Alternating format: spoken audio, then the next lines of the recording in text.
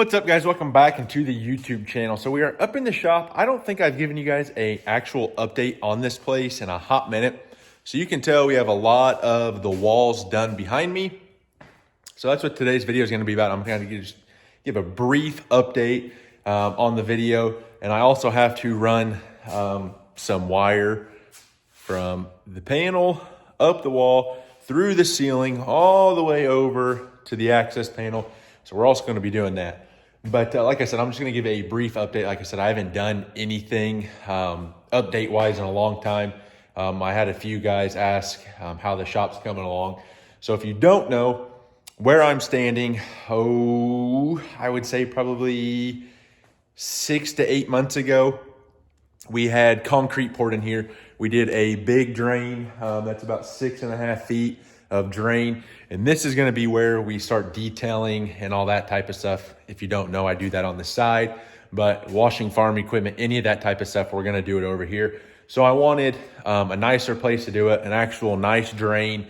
We're going to be hanging like my pressure washer up on the wall, have a hose reel for the pressure washer, just make everything as I guess accessible as it can be. Because right now, working over here in the actual shop, you're tripping over stuff. We have a tractor in here. It's just a nightmare. So that's what we're going to do. I guess I will give you guys a kind of quick rundown on what we've done. And then I'm going to hopefully grab the bundle of wire, wherever it's at right there, and poke up into our access panel. And my plan is to drop it down somewhere up in here. And then we can get this whole portion of the wall closed up. But like I said, I'll give you guys a quick update and then we're gonna climb up in the ceiling.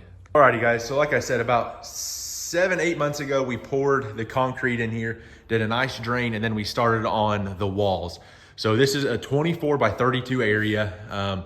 We did spray foam in the exterior walls. So these two, and then this little portion here, the wall here, we did just our normal, I believe that's 1.5 inch foam board. And we did OSB over top. That is a big sliding door. I don't remember the dimensions of this. I wanna say it's 14 feet wide and 12 feet tall. And then our ceilings, I wanna say, are 14 high. So from obviously the concrete all the way up to the top of the ceiling is 14. But anyway, we came back with our white galvanized metal all the way around. We're doing our black receptacle and outlet covers. And then we're gonna do kind of a rustic metal up on the roof portion. So my thinking is around like the lights and stuff, I'm just gonna get a 3-inch hole saw wherever our light lands. I'll take the hole saw, drill it out, and then put it around and then continue down. But like I said, for the most part, everything's pretty much wrapped up other than this wall. I gotta plumb that wire down, so we'll be doing that. And then closing this section of the wall up, that little section of the wall, and then everything on the ceiling will be finished probably at a later date. Okay, so climbing up here, like I said, guys, this is our access panel. It's just kind of the foam board ceiling cut out. So we can slide this up and away. And then this is our attic access panel. So like I said, the plan is we have a Big Max heater over there. It's a 50,000 BTU. We're gonna do the same thing over here on the ceiling, but we gotta run our wire for it. So that's what I'm gonna run. I'm at least gonna try and get the bundle over here. Like I said, it's there. Well, you guys can see it right there. That's where I gotta get it. So that's the plan. So my wife is here now. I'll probably fold the ladder up and rest it up here and climb up in here and try and weasel my way that way. And if I can lower it down to her, that way she can grab just the strand and kind of pull it. That way I'm not trying to force it down. But yeah, we'll see how this goes. I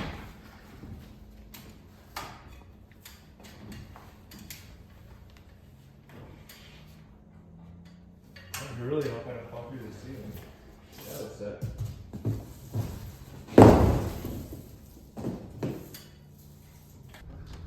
Okay, we are climbing up here. The nice thing is Dad had this like crawl space board built. So I should be able to walk all the way over there. Bad thing is I'm not sure how I'm gonna tuck that down through the wall. So, because obviously our rafters are running this direction. I don't know if there's a rafter over there that I can skim across or what. So this might be a little interesting. So I'm gonna grab my wire and shuffle across there and we'll see how this goes. Okay, you guys can see me all right. So like I said, the plan is, don't mind the wiring up here. The plan is if I can weasel across this, then this board here, I should be able to walk across because it's screwed into our 6x6 post. That should hold us. If I can just get enough of that tucked down there to my wife where she can grab it and pull it, we should be fine. The thing is, I gotta avoid from stepping on this because if I step on that, then I'm gonna have about a 14-foot fall to the concrete and that will not feel good. So, I think my plan is to unwind as much as that as I can and drag, instead of dragging that whole thing, I'm just gonna take the short end with me and then, like I said, try and poke it through. So, I guess we'll get after it. Getting ready to poke this down to you, hopefully. Well, I'm coming that way. What? Well, I gotta get my... That's me. No, I heard something squeaking a minute ago when you were taking a video. I hope there's... I don't think there's a mouse up here. Maybe it's down here. See, if there is, I might be jumping through the ceiling to get down. I don't know where my end is. Here's the end, I think. All right, I'm gonna shut you guys off real quick and get this pulled because it is a tangled mess. And we're back. So like I said, if I can... All right, I might have to shut you guys off to get this. I'd try and set you up somewhere. Let me come back here and I will lean you up right here. That way you guys can see me climb across. So like I said, I got this strand of wire. I'm gonna try and just reach it over there to my wife without falling through the ceiling.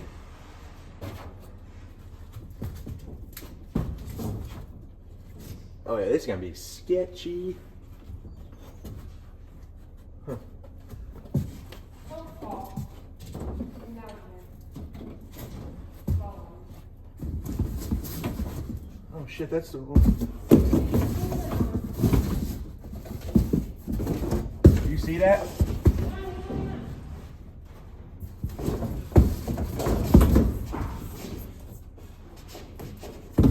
Hopefully that's enough you can reach.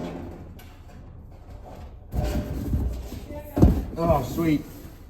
All right, now I just gotta make it back to the... Do you want me to pull on it? Yeah.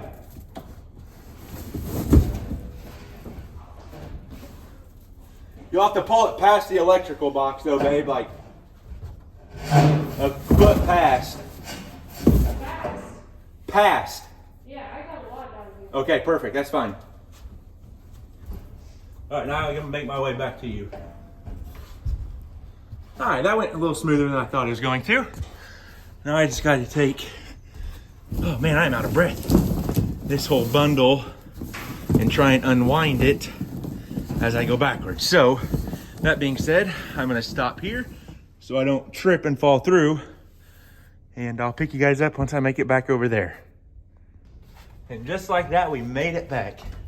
So my thinking is, when we do this wire job to hook it up to the heater, I gotta put a junction box in up here because we're gonna have a ceiling fan on this side, like in the middle, and then we have 2 spots for ceiling fans on the actual shop side. We have to wire those up yet. So we're gonna have a junction box in up here, and we'll tie all that in together, and then our heater, that's what this is gonna be for. I'm not certain how I'm gonna do that though. I don't know if I'm gonna come across and follow probably this board, the old one that they have up here, and then take it over. That's probably the best bet. But yeah, and then the next plan is, once we get the the tin up on the ceiling, I'll probably come up in any cracks. I'm gonna take some of the pink fiberglass insulation and tuck it in there. That, or I might get some of the spray foam insulation and just spray it in the cracks and be done. But yeah, now that that is done, we can finish up our walls down here and then start hanging stuff up and getting everything organized so we can start detailing over here. So that went way smoother than I thought it was going to. We got plenty of pulled through, so you can tell. So we should be all right to get that wall closed up, and then this little cavity over here.